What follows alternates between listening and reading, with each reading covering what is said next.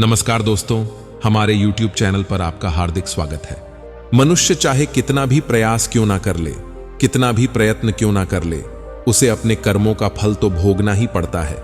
चाहे मनुष्य कितना ही प्रयत्न कर ले, लेकिन वह कभी अपने कर्मों से बच नहीं सकता। जैसी करनी वैसी भरनी, यह वाक्य तो अपने सुना ही होगा। अर्थात जैसा आप कर्म करोगे वैसा ही आपको फल भी प्राप्त होगा। लेकिन मेरा एक प्रश्न है, क्या आप इस बात पर यकीन करते हैं कि जैसा आप कर्म करेंगे वैसा ही आपको फल भी मिलेगा? अब आप में से अधिकतर लोगों के मन में यह प्रश्न जरूर उठ रहा होगा, क्योंकि इसमें पूछने वाली बात क्या है? यह तो सत्य ही है कि जैसे हम कर्म करेंगे वैसा ही हमें फल भी मिलेगा। लेकिन एक बार के लिए आंखें बंद करके अपने आप से यह प्रश्न कीजिए। देखिएगा कि आपको इस प्रश्न का उत्तर स्पष्टता से नहीं मिल पाएगा। कहीं ना कहीं आपके मन में एक संशय जरूर होगा कि क्या यह बात सच है या झूठ। दोस्तों, आज इस कहानी से हम समझेंगे कर्मों का खेल। आखिर अच्छे कर्मों का फल अच्छा और बुरे कर्मों का फल बुरा कैसे होता है? Are you inspired? बहुत समय पहले की बात है। किसी गांव में एक बहुत ही ज्ञानी पंडित रहता था। एक दिन वह अपने बचपन के दोस्त से मिलने के लिए दूसरे गांव में जा रहा था। उसका वह दोस्त बचपन से ही गूंगा और एक पैर से अपाहिज था। उस पंडित के गांव से उसके दोस्त का घर काफी दूर था। वहां जाने के लिए बीच बीच में कई सारे छोटे छोटे गांव पड़ते थे। पंडित रास्ते में अपनी धुन में चला जा रहा था। चलते चलते उसकी मुलाकात एक व्यक्ति से होती है। रास्ते में उसे एक आदमी मिलता, जिसे देख के ऐसा लगता था कि वह किसी का इंतजार कर रहा था और वह भी पंडित के साथ चलने लगता है। उस आदमी को देखकर पंडित बहुत खुश हो जाता है। उसने सोचा, चलो अच्छा हुआ, साथ साथ चलने से उसका सफर आसानी से कट जाएगा। बात की शुरुआत करने के लिए उस पंडित ने उस व्यक्ति से उसका नाम पूछा, तो उसने अपना नाम धर्मराज बताया। पंडित को यह नाम कुछ अजीब सा लगता है, लेकिन उसने नाम के विषय में कुछ और पूछना उचित नहीं समझा। दोनों धीरे धीरे साथ में चल रहे थे। तभी रास्ते में एक गांव आता है। गांव का प्रवेश द्वार आते ही धर्मराज ने पंडित से कहा, तुम आगे चलो, मुझे इस गांव में एक काम है, मैं तुमसे आगे मिलता हूं। पंडित ने कहा, ठीक है। वह आगे रास्ते में चल देता है। कुछ देर बाद उसे गांव में खबर फैली कि एक व्यक्ति को सांड ने सिंह में फंसाकर मर दिया है। जैसे ही उस व्यक्ति को सांड ने मारा, ठीक कुछ ही देर में धर्मराज पंडित के पास आ गया और फिर दोनों चलना शुरू कर देते हैं और चलते चलते एक दूसरे गांव के द्वार पर पहुंच जाते हैं। उस गांव के बाहर एक बड़ा और विशाल मंदिर बना हुआ था। वहां पर आराम करने की सुविधा काफी बढ़िया लग रही थी। पंडित के दोस्त का घर अभी वहां से बहुत दूर था और रात भी होने वाली थी। तो पंडित ने धर्मराज से कहा, रात होने वाली है, पूरे दिन चलते चलते थक भी चुके हैं और भूख भी लग रही है, तो यहां पर भोजन करके यहीं पर हम विश्राम कर लेते हैं, फिर सुबह के समय आराम से आगे की यात्रा जारी करेंगे। धर्मराज ने कहा, ठीक है, मुझे इस गांव में किसी को कुछ जरूरी सामान देने जाना है। तुम भोजन करके आराम करो, मैं बाद में आकर भोजन कर लूंगा। इतना कहकर वह वहां से चला जाता है। लेकिन उसके जाने के कुछ ही देर बाद धुआं उठता हुआ दिखाई देता है और देखते ही देखते पूरे गांव में आग लग जाती है। पंडित ने हैरानी से सोचा कि यह धर्मराज जहां भी जाता है वहां कोई ना कोई अनहोनी जरूर हो जाती है, कुछ तो गड़बड़ है इस व्यक्ति में। लेकिन पंडित ने रात्रि में धर्मराज से कुछ भी पूछना उचित नहीं समझा और वो दोनों सो गए। सुबह होते ही दोनों फिर से अपने यात्रा शुरू कर देते हैं। कुछ देर चलने के बाद फिर से रास्ते में एक गांव आते हैं। धर्मराज ने फिर पंडित से कहा, आप आगे चलिए, मुझे इस गांव में अपने मित्र से मिलने जाना है। मैं अपने दोस्त से मिलने के बाद आगे रास्ते में मिलूंगा। यह कहकर धर्मराज वहां से चला गया। लेकिन पंडित इस बार आगे नहीं गया। वहीं खड़ा होकर धर्मराज को देखता रहा कि वह कहां जा रहा है और क्या करता है। तभी थोड़ी देर बाद लोगों की आवाज सुनाई देने लगी कि एक व्यक्ति को सांप ने काट लिया है और उसकी मृत्यु हो गई है। ठीक उसी समय धर्मराज फिर पंडित के पास पहुंच गया। लेकिन इस बार पंडित से रहा नहीं गया और उसने धर्मराज से पूछ ही लिया कि तुम जिस भी गांव में जाते हो वहां कोई ना कोई अनहोनी जरूर हो जाती है। क्या तुम मुझे बता सकते हो यह ऐसा क्यों हो रहा है? धर्मराज ने कहा, पंडित जी, आप तो मुझे बहुत ज्ञानी मालूम पड़े थे, इसीलिए मैं आपके साथ चलने लगा था, क्योंकि ज्ञानियों के साथ बहुत अच्छा होता है। परंतु आप अभी तक समझ नहीं पाए कि मैं कौन हूं। पंडित ने कहा, मैं समझ गया हूं, लेकिन मुझे कुछ शंका है। अगर आप ही अपना उपयुक्त परिचय दे दें तो मेरे लिए आसानी होगी। तब धर्मराज ने जवाब दिया कि मैं यमदूत हूं और यमराज की आज्ञा से उन लोगों के प्राण हरण करता हूं जिनकी उम्र पूरी हो चुकी है। हालांकि पंडित को पहले से ही इस बात की आशंका थी, फिर भी धर्मराज के मुंह से यह बातें सुनकर वह घबरा गया। लेकिन वह हिम्मत करके पूछता है कि अगर तुम सच में यमदूत हो तो मुझे बताओ, अगली मृत्यु किसकी है? धर्मराज ने जवाब दिया, अगली मृत्यु तुम्हारे उसी मित्र की है जिससे तुम मिलने जा रहे हो, और उसकी मृत्यु का कारण भी तुम ही बनोगे। यह बात सुनकर पंडित सहम गया और सोच में पड़ गया कि अगर सच में यह धर्मराज यमदूत हुआ तो उसकी बात भी सच होगी और उसके कारण मेरे बचपन के सबसे अच्छे मित्र की मृत्यु हो जाएगी। तो सबसे अच्छा तो यही होगा कि मैं अपने मित्र से मिलने ही ना जाऊं, कम से कम मैं उसकी मृत्यु का कारण तो नहीं बनूंगा। धर्मराज ने मुस्कुराते हुए कहा, तुम जो सोच रहे हो वो सब मुझे पता है, मगर तुम्हारे अपने मित्र से मिलने ना जाने से नियति नहीं बदल जाएगी। तुम्हारे मित्र की मृत्यु तो निश्चित है और वह अगले कुछ ही पलों में घटित होने वाली है। महाकाल के मुंह से ऐसी बातें सुनकर पंडित को झटका लगा, क्योंकि महाकाल ने पंडित के मन की बातें पढ़ ली थीं, जो कि एक सामान्य व्यक्ति के लिए संभव नहीं है। अब पंडित को विश्वास हो गया कि यह धर्मराज सचमुच में यमदूत ही है। जब पंडित को यह पूर्ण विश्वास हो गया कि धर्मराज जी यमदूत हैं, तो वह घबरा गया। वह अपने मित्र की मृत्यु का कारण नहीं बनना चाहता था, इसलिए वह पलटकर अपने गांव की तरफ वापस जाने लगा। लेकिन जैसे ही पंडित वापस जाने के लिए मुड़ा, उसने देखा कि उसका मित्र तेजी से उसकी तरफ चला आ रहा है, जो कि पंडित को देखकर अत्यंत प्रसन्न दिखाई पड़ रहा था।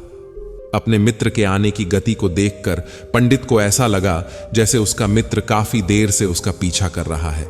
लेकिन वो बचपन से ही गूंगा था और एक पैर से लेंगड़ा भी था, इसीलिए न तो वो पंडित को रोक पा रहा था और न ही उस तक पहुंच पा रहा था।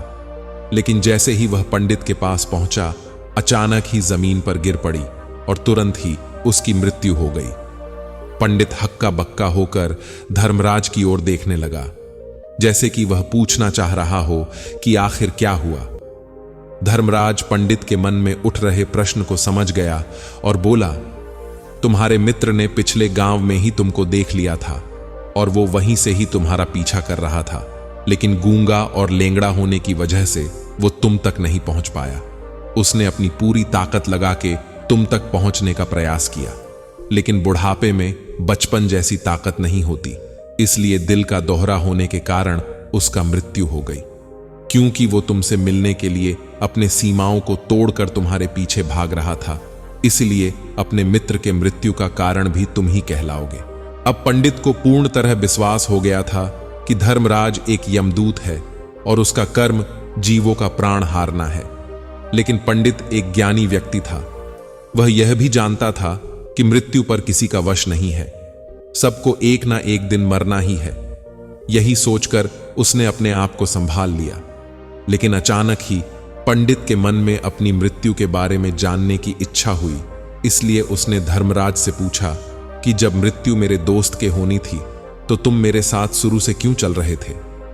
प्रश्न सुनकर धर्मराज जोर से हंसा और बोला, मैं तो हर पल हर क्षण सभी के साथ चलता हूं, किंतु लोग पहचान नहीं पाते, क्योंकि लोगों के पास अपनी समस्याओं के अलावा किसी और व्यक्ति, वस्तु या घटना के बारे में सोचने समझने या उसे देखने का समय ही नहीं होता। पंडित ने कहा, तो क्या तुम यह बता सकते हो कि मेरी मृत्यु कब, कहां और कैसे होगी?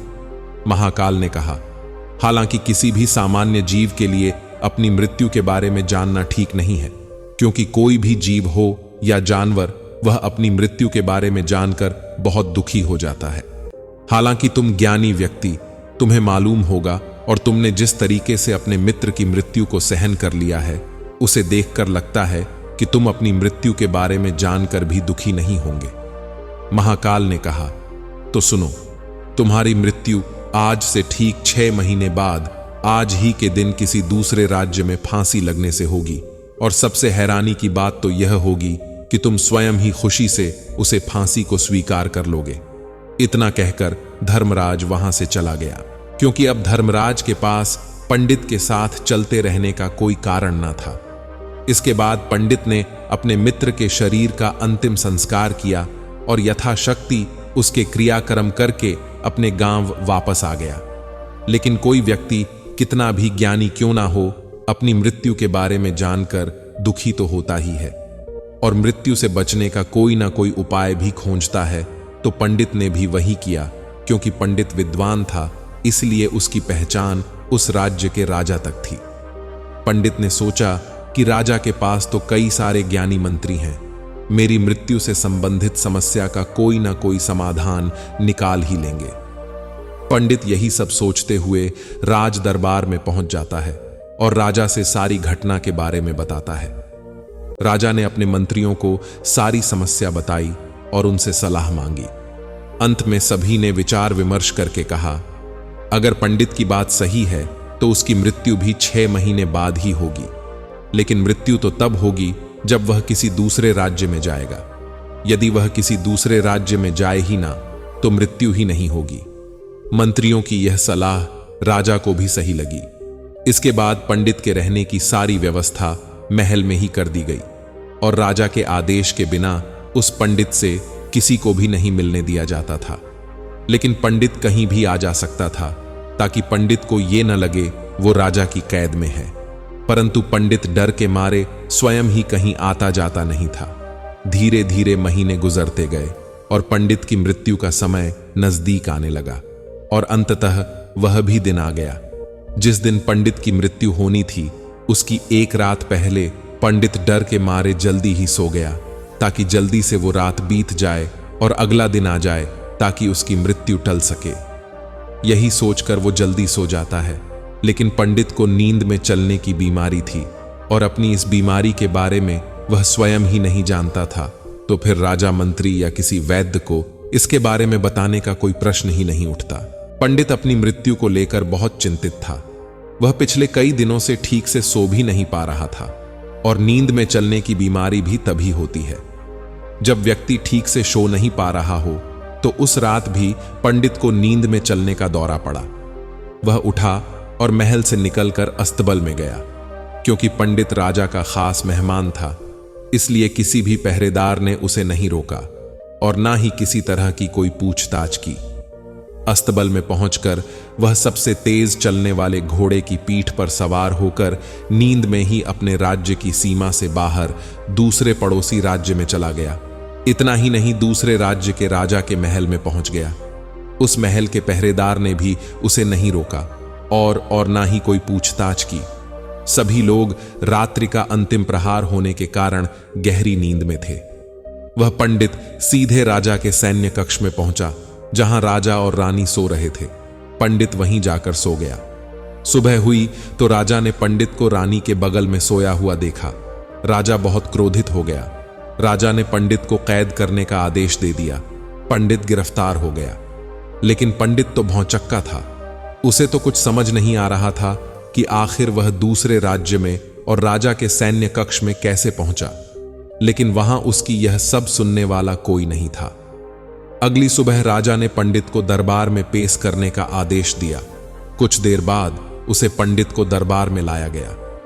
पंडित को देखते ही राजा इतना बबूला हो गया कि उसे फांसी पर चढ़ा देने का हुक्म सुना दिया। फांसी की सजा सुनकर पंडित कांप गया, लेकिन फिर भी थोड़ी सी हिम्मत जताकर राजा से बोला, महाराज, मैं यह भी नहीं जानता हूं कि मैं राजमहल तक कैसे पहुंचा।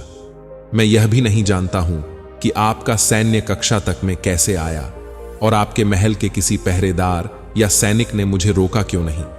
लेकिन मैं इतना जरूर जानता हूं कि आज मेरी मृत्यु होनी थी और वह होनी भी जा रही है। राजा को यह बात थोड़ी अजीब लगी। उसने पंडित से पूछा, तुम्हें कैसे पता कि आज तुम्हारे मृत्यु होनी है? राजा की प्रश्न के जवाब में पंडित ने पिछले 6 महीने का सारा वाक्य राजा को सुना दिया और बोला, मेरा क्या किसी भी सामान्य व्यक्ति में इतना साहस नहीं कि वह राजा के शयन कक्षा में राजा की उपस्थिति में रानी के साथ हो जाए। राजा को पंडित की बात में थोड़ा दर्द दिखाई पड़ा, परंतु उसने सोचा कि मृत्यु से बचने के लिए धर्मराज और उसके द्वारा अपनी मृत्यु की भविष्यवाणी की कहानी बन रहा है। इसलिए राजा पंडित से कहा, यदि तुम्हारी बात सत्य है और आज ही तुम्हारी मृत्यु का दिन है, जैसा यमदूत धर्मराज ने कहा था, तो आज तुम्हारी मृत्यु का कारण मैं नहीं बनूंगा। लेकिन यदि तुम्हारी बात झूठी निकली तो निश्चित ही आज तुम्हारी मृत्यु का दिन होगा, क्योंकि जिस राज्य से पंडित आया था उसे राज्य का राजा इस राजा का मित्र था। इसलिए इस राजा ने तुरंत अपने 2 सैनिकों को पड़ोसी राजा के पास पंडित की बात की, सत्यता का प्रमाण मांगा। भेजे गए दैनिक शाम तक लौटे और उन्होंने राजा को बताया कि महाराज पंडित जो कुछ भी कह रहा है वह सब सत्य है। पड़ोसी राज्य के राजा ने पिछले 6 महीने से पंडित के रहने की सारी व्यवस्था अपनी ही महल में कर रखी थी। पंडित राजा का खास मेहमान था।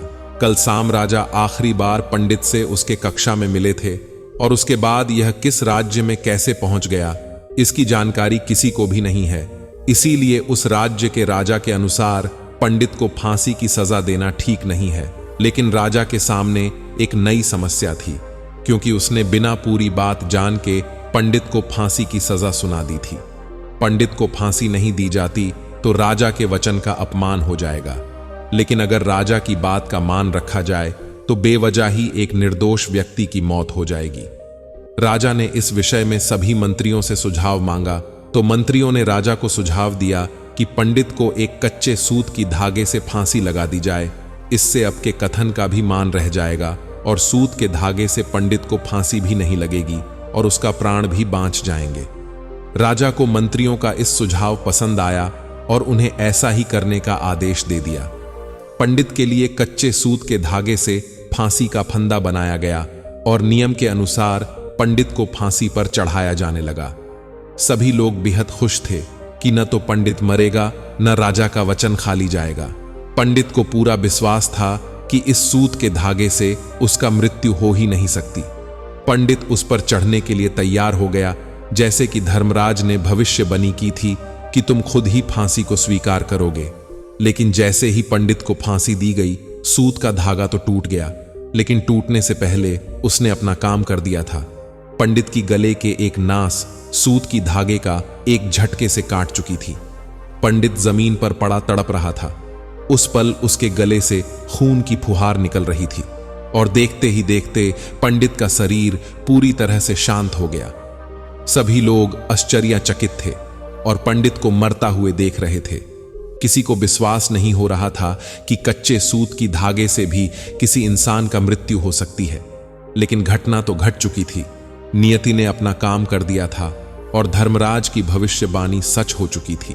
दोस्तों, श्रीमद् भागवत गीता में भगवान श्री कृष्ण ने कहा था, जो होना होता है वो होकर ही रहता है। हम चाहे कितनी ही सावधानी बरते, कितनी ही उपाय कर ले, लेकिन घटना और घटना की पूरी प्रणाली पहले से ही तय होती है, जिसे हम थोड़ा सा भी इधर उधर नहीं कर सकते हैं। इसीलिए शायद ईश्वर हमें भविष्य जानने की क्षमता नहीं दी है, ताकि हम अपने जीवन को ज्यादा बेहतर तरीके से जी सके। और यही बात उस पंडित पर भी लागू होती है। अगर पंडित ने महाकाल से अपने मृत्यु के बारे में ना पूछा होता तो 6 महीने तक राजा के महल में कैद रहकर डर डर के जीने के वजह ज्यादा बेहतर जीता। दोस्तों, इस वीडियो से आपने क्या सीखा कमेंट करके जरूर बताना। आपको अगर इसमें कुछ भी अच्छा लगे तो अपने परिवार वाले और दोस्तों में अवश्य शेयर करना। भविष्य में और भी ऐसी वीडियो देखने के लिए चैनल को सब्सक्राइब करके घंटी दबा देना। पूरा वीडियो देखने के लिए सभी को प्रेम पूर्वक धन्यवाद। नमो बुद्धाय।